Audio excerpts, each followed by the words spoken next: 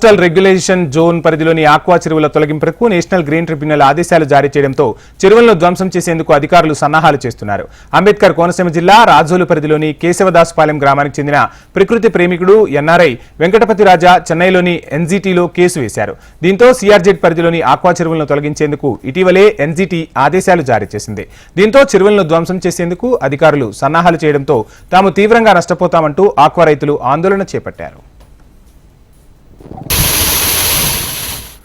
రాజోలు నియోజకవర్గ పరిధిలోని coastal regulation zone పరిధిలోని ఆక్వా చెరువులను తొలగించాలని చెన్నై నేషనల్ గ్రీన్ ట్రిబ్యునల్ ఆదేశాలు జారీ చేయడంతో వివిధ శాఖల అధికారులతో నియమించిన కమిటీ సర్వే ప్రారంభించింది.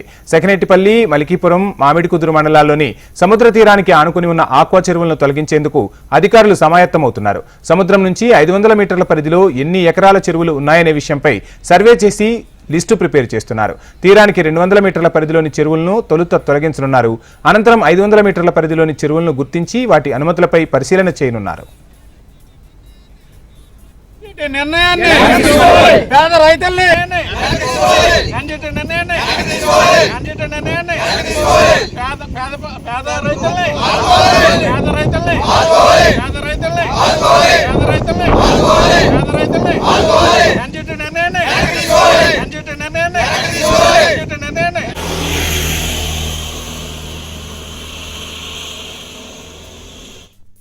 దీంతో మామిడికుదురు మండలంలోని కరవాక తీరానికి ఆనుకుని రైతులు సాగు చేస్తున్న 220 ఎకరాల చెరువులను తొలగించేందుకు అధికారులు నోటీసులు జారీ చేశారని ఆక్వా రైతులు ఆందోళన బాటపట్టారు.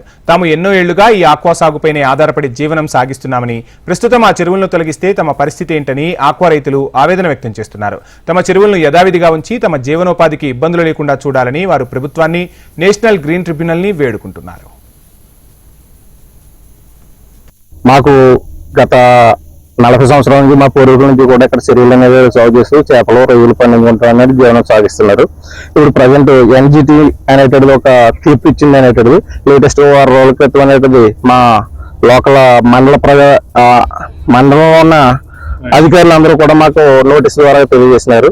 500 మీటర్ల లోపల ఉన్న 500 మీటర్లో ఉన్నటువంటి చెరువులన్నింటినీ కూడా చెరువు గట్లు అనేది కట్ చేసేస్తాం, మీరు అనేది సాల్వ్ చేసే విధానంగా మానకుండా అనేది మాకు తెలియజేశారు. అయితే మేము ఎప్పటి నుండో అనేటువంటిది ఇదే సాల్వ్ మీద జీవన సాగిస్తున్నాం. అలాగే మాతో పాటు చాలా మంది నిరుపేదలు అనేటువంటిది కూలి పని ద్వారా కానీ, వేట ద్వారా కానీ అందరూ కూడా దీని మీద లక్షలు పెట్టుబడి పెట్టి అందరూ కూడా దీని మీద కొనసాగిస్తున్నాం. ఈ సిఆర్జెడ్ పరిధి అనేటువంటిది ఇప్పటి నుంచి అనేది కదా, ఇప్పటి నుంచో ఉన్నది. కొన్ని ఎన్నాళ్ళ నుంచి గవర్నమెంట్ అనేది మాకు ముందర అనేది తెలియజేస్తే మా జీవన విధానంలో మార్పు తెచ్చుకునే వేరే రకాలుగా ప్రయత్నం చేద్దాం. అలాంటిది అనేది లేదు. అలాంటివి లేకుండా ఇప్పుడు చెప్పడం వల్ల మేము చాలా అనేది లాస్ పోయి వీటిలో అనేది లక్షల రూపాయలు అనేది పెట్టుబడి పెట్టినంత కూడా వృధా అయిపోతుంది.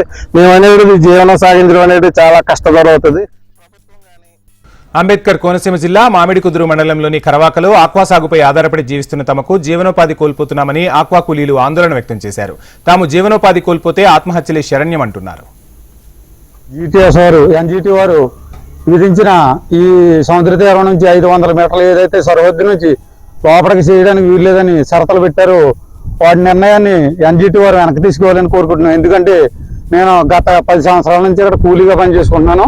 ఇక్కడ మాది పంట నీరు వచ్చి పండించే అవకాశం లేదు. ఈ ఏరియాలో ఉప్పు నీరు తప్ప మాకు వేరే మార్గం లేదు.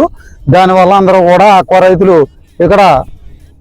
రైతులు పండించి రొయ్యలు పండించి మాకు ఆధారం చూపిస్తున్నారు. ఒక కూలీగా నేను వచ్చి డైలీ దీని మీద ఆధారపడి నేను నివసిస్తున్నాను. నా భార్య బిడ్డలు కానీ, అమ్మ తల్లిదండ్రులతో కానీ నేను ఇక్కడ నివసిస్తున్నాను.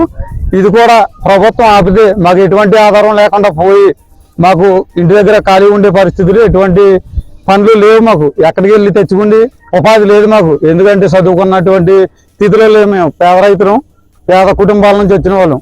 దానివల్ల మీరు ఎన్జిటి వారు, ఈ ప్రభుత్వం వారు అందరూ కలిసి ఈ నిర్ణయాన్ని వెనక్కి తీసుకోండి. ఇక్కడ అంతర్వేది నుంచి కరవాక వరకు మాత్రమే షరతులు పెట్టారు. అన్ని రాష్ట్రం అంతటా ఉంటే మాకు ఎటువంటి అభ్యంతరం లేదు ఇందులో. ఎందుకంటే అంతర్వేది నుంచి కరవాక వరకే షరతులు విధించినందుకు మేము దాన్ని. ఇవి ఇప్పటివరకు ఉన్న న్యూస్ అవర్ అప్డేట్స్. చూస్తూనే ఉండండి హెచ్ఎం టీవీ. వార్త ఆగదు, నిజం దాగదు.